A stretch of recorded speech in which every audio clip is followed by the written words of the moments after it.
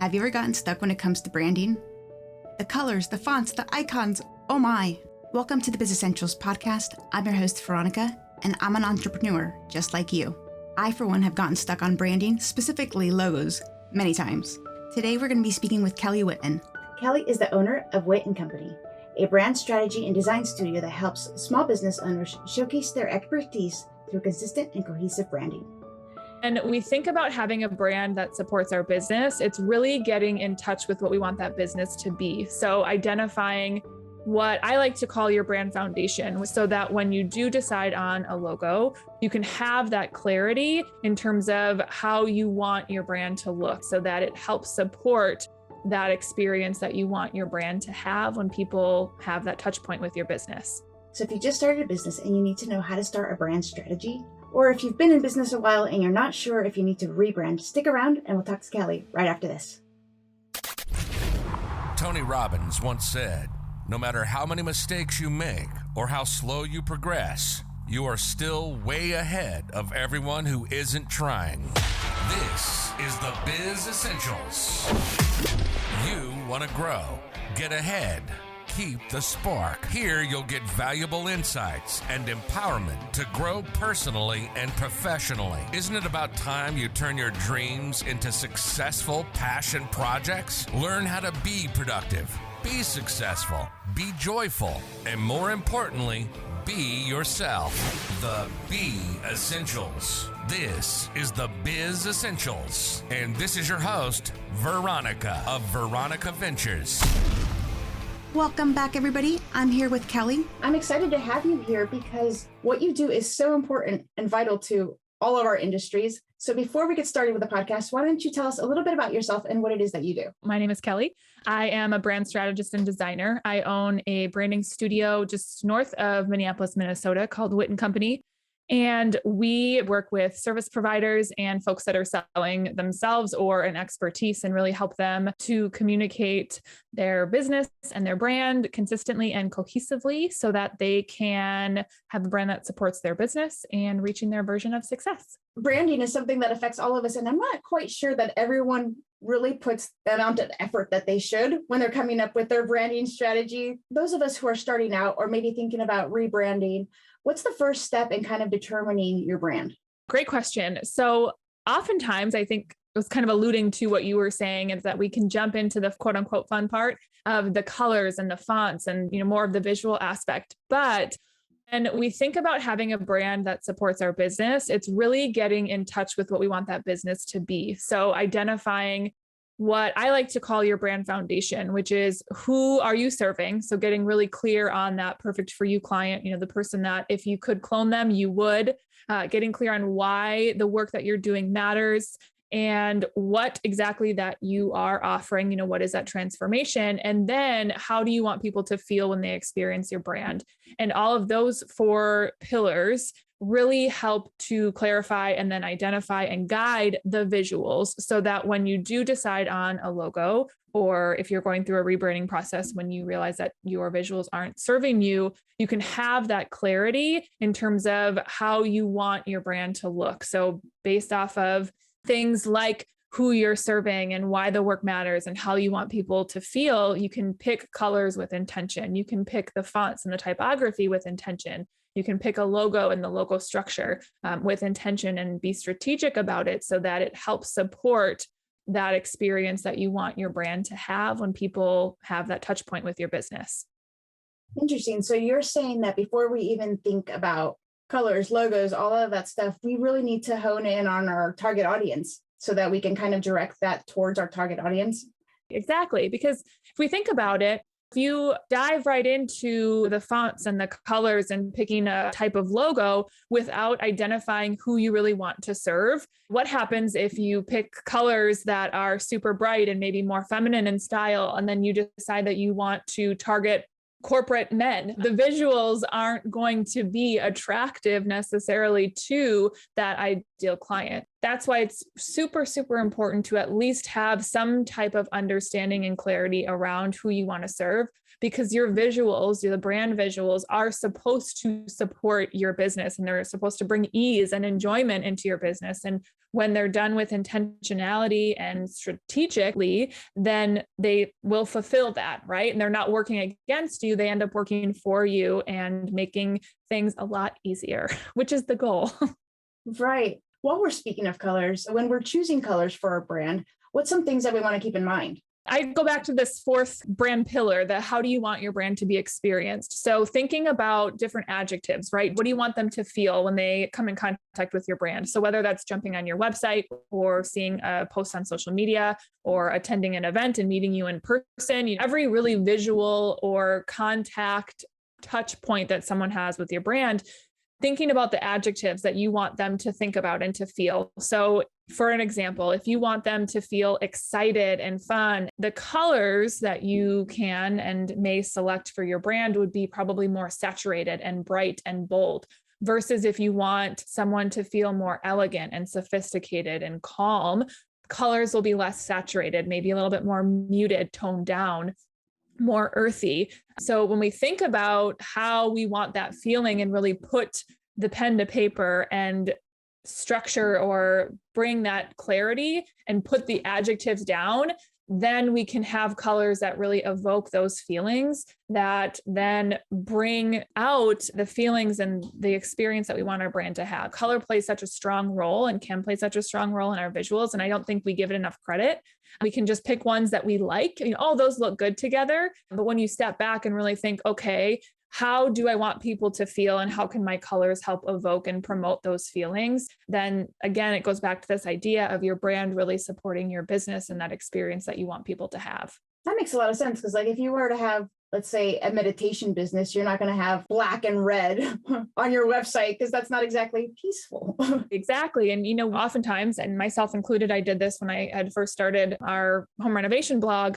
I just picked colors that I thought that looked good together and I didn't really think about it. And we don't, which is fine. And, that's what happens and that's okay. But when we know better, we do better, right? Color psychology is a huge field. There's a lot of research done about how colors can help elicit and evoke certain feelings. When we take that into consideration, then we can be more intentional about those colors and really have them support what we're trying to do with our brand. I made the same error when I was doing my personal brand, Veronika Ventures, because purple is my favorite color. So everything's purple. Luckily for me, purple is elegant and passionate and good. So it all worked, but that's not why I picked it. So kind of embarrassed about that. The blue, the blue for the Biz Essentials was intentionally picked because blue is associated with confidence and things like that. Would you say that colors not only depend on your target audience, but also the industry that you're in? Yeah, I think that can be taken into consideration. With any business, we want to take a look at what industry and what our competitors are doing. Color in that instance can be used as a differentiator. Going back to your example of the meditation, if a lot of people are using green and maybe some soft blues, you can differentiate yourself if you wanted to by using a few different colors. Saturation can play a huge role. And what that means is the level of the brightness. Your blue background, it's a very saturated blue, right? It's very bright. It's very bold. If we look at the background in my screen, that green is a lot more soft and more of that kind of neutral. That plays to the feeling that you want to evoke. So saturation can play a role too. And how we choose colors based off of, what the competitors are doing and doing something different.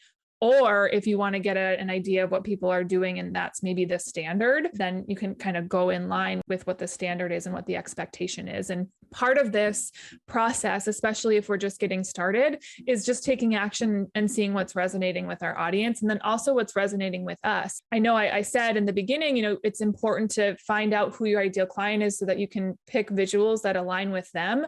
But I think just as important is making sure that our brand visuals and our strategy is something that excites us and that we'll show up for, right? So if you pick colors that are exactly what you believe that your ideal client will like, but you don't like them, then it's going to be kind of hard to show up for your business and your brand with excitement. So it's that balance of having something that will be attractive to who we're targeting, but then also taking our consideration into mind because it is our business after all. And we do want it to be something that we like and that we're excited to show up for. Would you say that color is kind of like the first step in aligning yourself with your brand? Is that where you would start with most of your clients? Or would you go with a logo or font first? A little bit of both. So once we dive into that strategy, so really getting clear on those 4 pillars that I had mentioned earlier, I will pull together a mood board. So what that is and what that looks like is going through Pinterest and other resources like Dribbble, which is a designer's resource, and Behance, another place where designers will include work, and then also just good old Google search bar in terms of finding images and colors and graphics that are aligned with that question of how I want people to feel when they experience my brand. So pulling together a variety of images, and from there, a color palette will kind of naturally start to take shape, and then going into the logo. So there's kind of a 2-step process when we think about color. It's understanding how it's going to be used in your business. So yes, color will be most likely injected into your logo, but then it's also used in graphics and it'll be used on your website. So one of the pieces that I would encourage listeners to think about in this process of choosing your colors is also to understand how are you using colors in your business? So where are you showing up on social media? What does your website look like? And do you want the colors to be used very sparingly or to have them be the prominent piece of your website or your social media graphics? And when you can understand how your brand visuals will be used, it really helps also to guide the direction in terms of the type of visuals and the color palette and the typography and really the rest of your visual brand. Absolutely. For those of you who are listening, take a tip from the mistake that I made, because I said all of my stuff was purple. It makes it really hard to make different graphics that don't all look exactly the same. I struggled with that a lot. So accent colors, definitely focus on those. Accent colors are a beautiful thing. Yes. Yes. And so, okay, so we've got our color set. What do you want to think about when you're thinking about your logo? The biggest mistake that I see, and again, I did this myself, is not thinking about scale when it comes to logo. Oftentimes we can want to cram a bunch of things into the logo and maybe some graphics, and it looks great when it's on our computer monitor, but then when it's actually scaled down, it's not legible. So I would say scale/legibility is my number 1 tip in terms of what to think about when you're creating or hiring out your logo design. And on that would be having logo variations. Oftentimes we'll have a primary logo, which is the main thing. And then we have logo variations, which help us to have a legible logo in a variety of use cases. So then this gets back to what I was saying earlier of really identifying how will your visuals and how will your visual identity be used within your brand. So where are you showing up? What are those various touch points that someone would have with your business?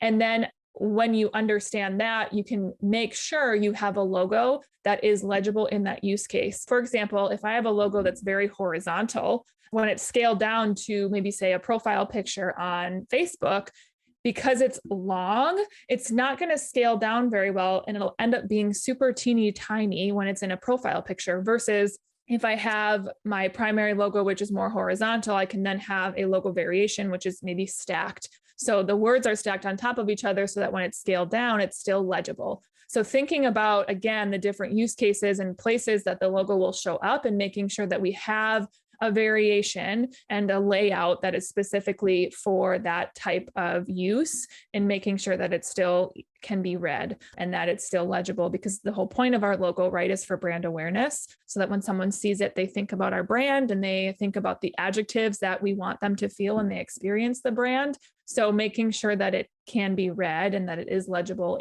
across all of those touch points is very important. When you're thinking about your logo, how much effort do you really need to put into making sure that it means something? Now, let me backtrack there a little bit. I realize that logos are all going to mean something, but like there are certain icons. For example, my personal brand, my favicon is a phoenix because I was very much about transformation and things like that. But there's a lot of logos out there that don't look like anything. So where do we want to go with being unique and then also kind of bringing in imagery to target our audience? Yeah, that's such a great question. And I think it depends on the business and what's important to you. So for example, I worked with a wedding photographer out in Las Vegas and her aunt had passed away. Butterflies, they were her aunt's favorite animal. Every photo shoot that she did, she always saw a butterfly. So she wanted to incorporate that into her logo. There was a story behind it and it made sense and it had significance to her. So we incorporated that in. I think when it has some kind of purpose and intention, then to add in, an animal or some type of graphic, it can be helpful and can be another representation of your brand. Like similar to you with the Phoenix, you liked what it represented and it had some significance to you, and you could clearly communicate the purpose behind it. It wasn't just haphazardly, right? It wasn't just a thing that, oh, this looks cool and we'll add it in. There's nothing wrong with that, but I think it just depends on what feels good for you. One of the questions that I always ask my clients before we get into the design phase is there any graphics or animals or, things like that have significance to you that you want to work into the logo design? So just maybe asking yourself that question and seeing what comes up. And if there's not, you don't have to have a graphic. I think there's beauty in having the simplicity of just text only. And it generally can be a lot more versatile than in all of the different use cases. And if you have something that's a little bit more intricate with a lot of different visuals and graphics that are included in the actual logo itself. I would have never thought of having a text-based only logo, but I guess there's a lot of those out there now that I'm thinking of it. Like Coca-Cola for one. And I'm a huge Coca-Cola fan.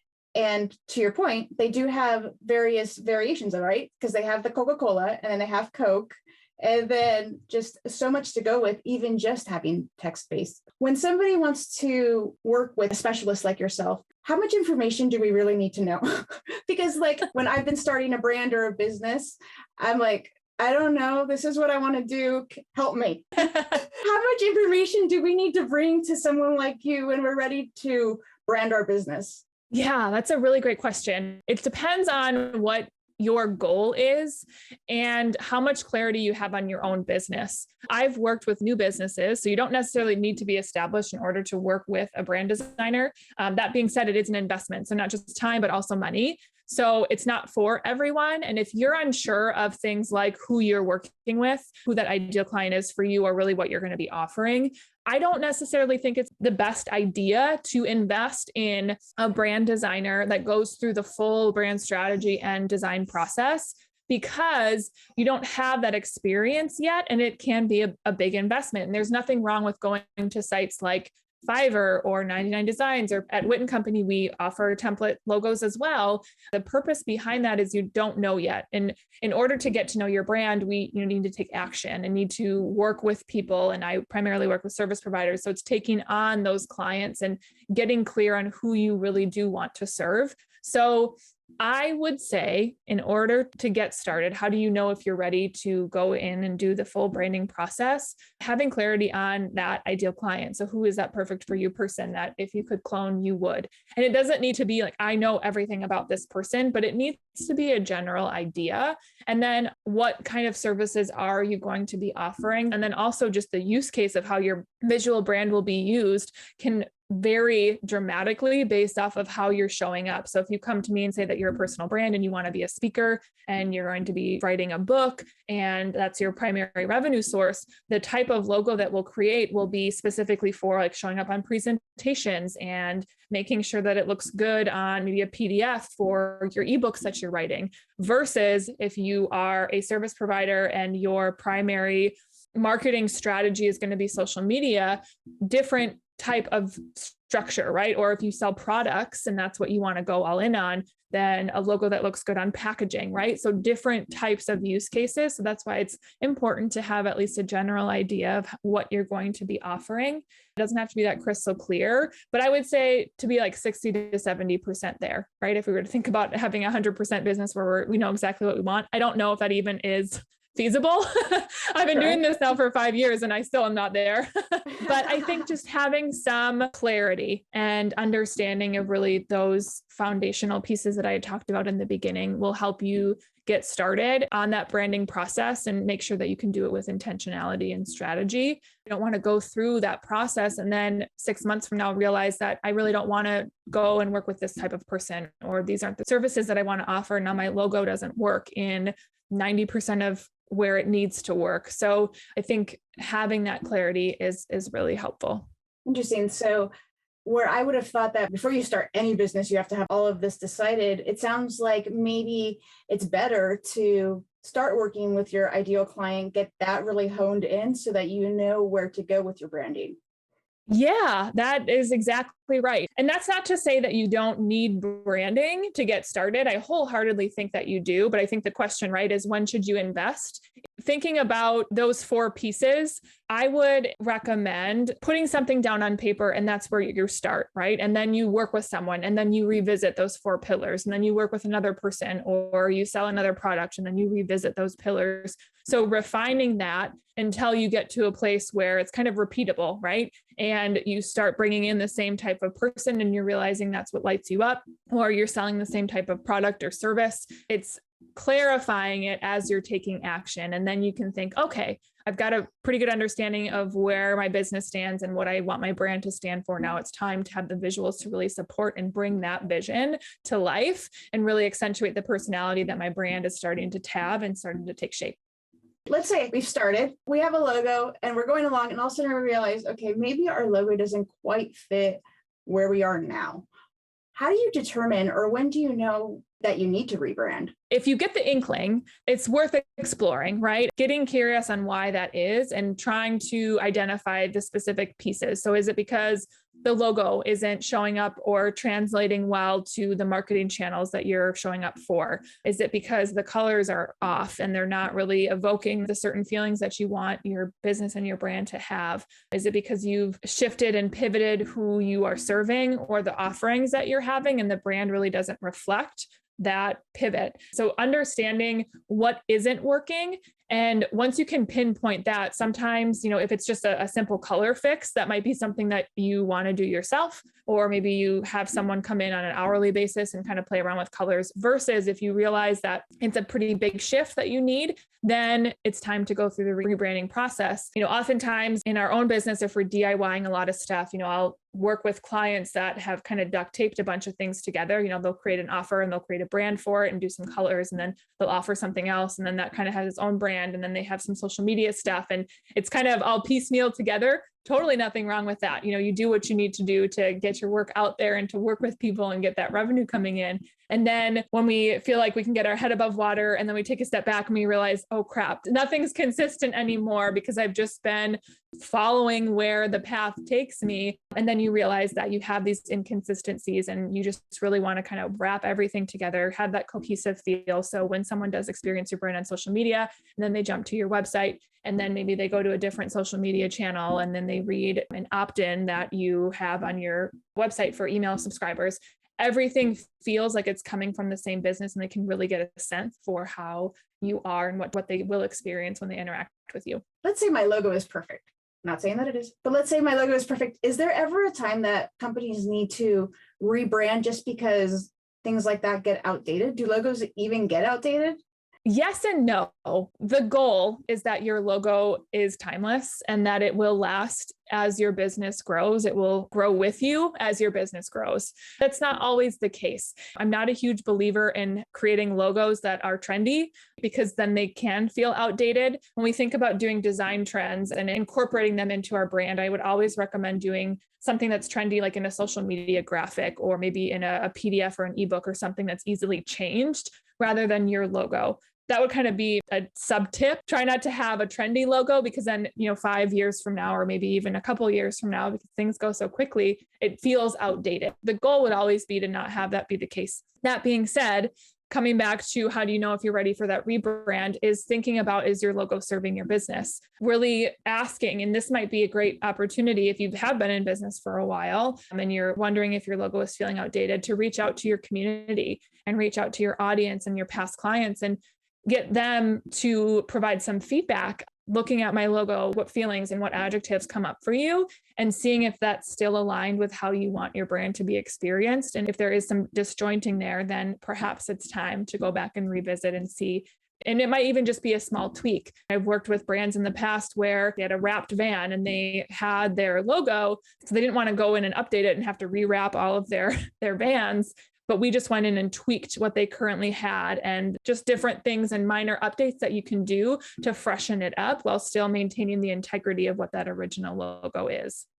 I've learned so much today. I think I need to reprocess all of my branding and make sure that it's cohesive. I need to tweak my Veronika Ventures brand because, like you said, I started making graphics and then I was like, oh, crud, this is bad. So once you start working with it, obviously there are some tweaks that need to be done.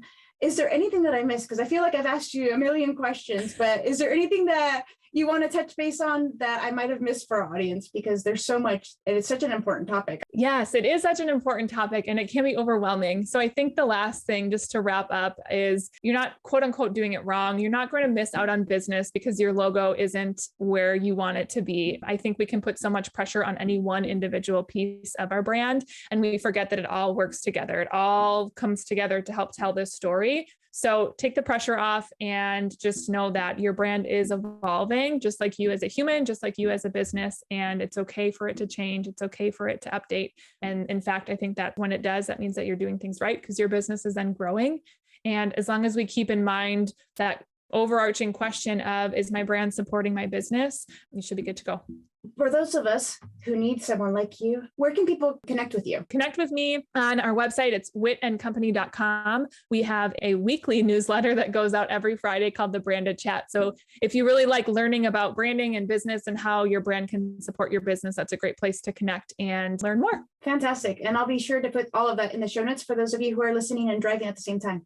I know I've taken notes on my leg before when I'm wearing shorts. Yeah. Don't do that. I'll put it in the show notes. Kelly, I want to thank you so much for coming on the show because, like I said, I feel like this is such an important topic that doesn't necessarily get talked about as often as it should. Thank you so much for your time and for all of the valuable information that you provided for us. Thanks, Veronika. I really appreciate the conversation. Absolutely. And for those of you who are listening, stick around and I'll be back to wrap up the show right after this. I'm so glad that Kelly was able to come on the show because branding is so important to any business of any size. Even if you're a solopreneur, even if you just have your own personal brand, making sure you have a brand strategy that aligns with your values and your target audience is essential. Anyway, guys, thank you so much for joining me today. I hope you learned something. I know I did. Talk to you soon, and I'll see you next time on the Biz Essentials. You've been listening to the Biz Essentials. Thanks for listening to the show. We hope you've gotten some useful and practical information, learning how to be productive, be successful, be joyful, and more importantly, be yourself, and turning your dreams into successful passion projects. By listening to this show, you've already set into motion the most important part, starting.